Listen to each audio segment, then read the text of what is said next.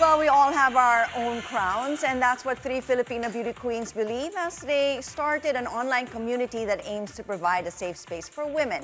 2014 Binibining Pilipinas co-candidates Pia Wurtzbach, Carla Lizardo, and Bianca Guidotti started doing their passion projects during the lockdown in 2020 and then explored different platforms to inspire and empower women. Now, in part one of my interview with the queens, they told me how their friendship started and how their community evolved from having a pageant-centric podcast to just recently launching their own vlog.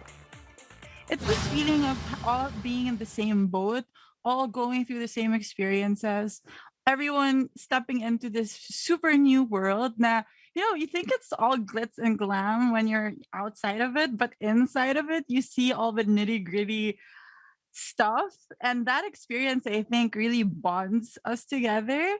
And I think early on, the fact that we were in training camp, and because at the time it was so big, the training camps, and being in the training camp with these two girls, I think that started it all because our trainers really instilled that, guys are sisters. You guys are supposed to be there to help each other, have each other's back. If one girl needs her makeup done, help her. So I think it started with that. But then, of course, with any person, you tend to gravitate towards people who are like-minded, So with me, Pia and Carl, I think we were just very much like-minded. We had the same type of humor. We had love for food. Pastillas. Anyway, I think parang with that, it really just bonded us together, that experience. I mean, quite interesting. You guys bonded, okay? You had the same trainer. You were going through, the same routines. I mean, same torture, same Yes. everything, together prior to the coronation night. And coronation night happened. But, we are now in 2022, and this was way back in 2014.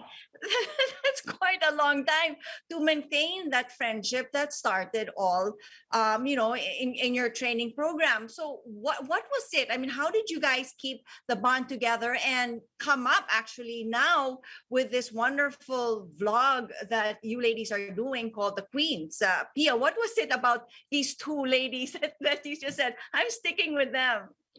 I think it was exactly what Marian mentioned, that we just we just clicked. We laughed at the same jokes. Pageants are serious enough and very competitive, especially in the Philippines. But we found sort of like comic relief in each other because we just kept it light. And like what Marian mentioned earlier, we were all in the same boat, so we knew what we were going through. I knew the feeling and the pressure and the kaba and all of that. And so when you, after the competition, you don't meet people like that anymore. Like it's such a I don't know, distinct part of your life where you can mimic that experience again. So whoever you bond, then like you become really good friends with. They also teach good sportsmanship in pageants. So we also knew that we wanted to do something with that. Yeah. And so we had a few ideas. First, we wanted to do a makeup vlog, but that didn't fly. And during the pandemic, Carla had this idea of coming up with a podcast.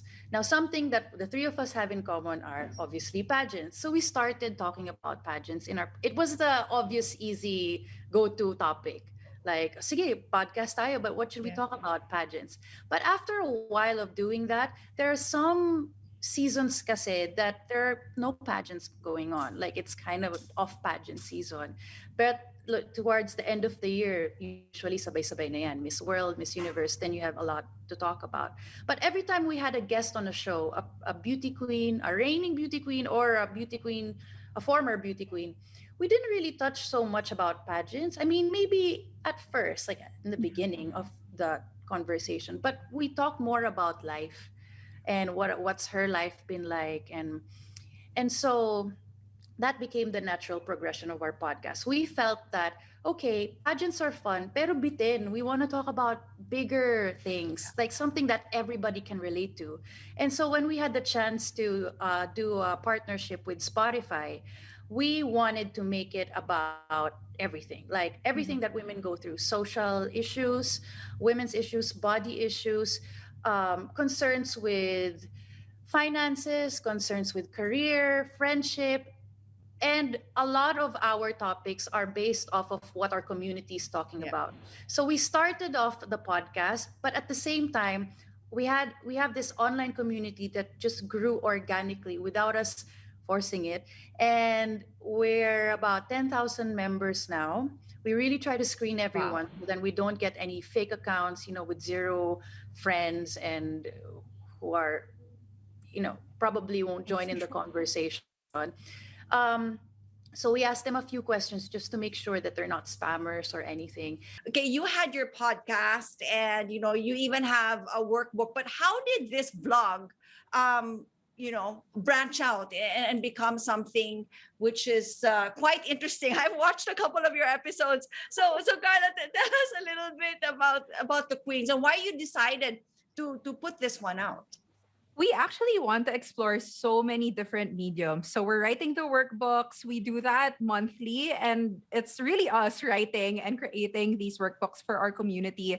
And then we were thinking, what else can we do? What other medium can we explore? So naturally, vlogging was there, and we kind of feel like it brings a different dynamic because you can see us together. We're in one place. With the podcast, I feel like it's a little bit more formal. Our discussion really centers around a specific topic. With the YouTube channel, I feel like you can really tell that it makes people understand the chemistry that we have between the three of us. And our initial content is really to allow people to really get to know us a little bit better. But then eventually, we also want to transition into the deeper topics that we also explore in our podcast, have more guests there, and talk about many different topics. So we just feel like it's different. Definitely the chemistry is there. I mean, you guys are such great friends. Wonderful to look at the topics. I mean, the one I saw was spill your guts. I mean, Yes. that one was quite interesting. So I wanted to find out, like, how much of yourself are you willing to put out there? I think it's a gradual thing, like how it was with our podcast. We didn't sound like this at the beginning. So of course, as we kept doing it, we honed our hosting skills. We learned how to navigate conversations better, especially when we have a guest. And we kind of learned how to have a real opinion on things. But I guess that's something you do as a beauty queen anyway. But in this case, we didn't have that pressure of having to be diplomatic all the time. When you're a beauty queen, you can't step on anybody's toes. You have to be so neutral and so careful about what you say. But sometimes the three of us have an opinion on something, and we all kind of lean towards one side, ganyan, and we wanna share it. So I think the first time that I felt that we had something serious, like we had a serious platform here, was when we did a Pride Month episode in 2020. And then we had to do a few Pride Month episodes because with our first guest, for the first time, we experienced a bit of backlash, so to say, because of the opinions that were expressed during the episode. And we felt like, wait a minute, we didn't get the other side of the story. Kulang to. And as hosts of the show, we got to be able to pass on the mic to someone else who can give another opinion and can get the conversation going talaga without being one-sided. So that's when we felt like, okay, we're gaining the confidence here. Although I'm gonna be honest, at the beginning we were kind of like, how much do we share? How much of our opinions do we wanna say? Will that hurt us?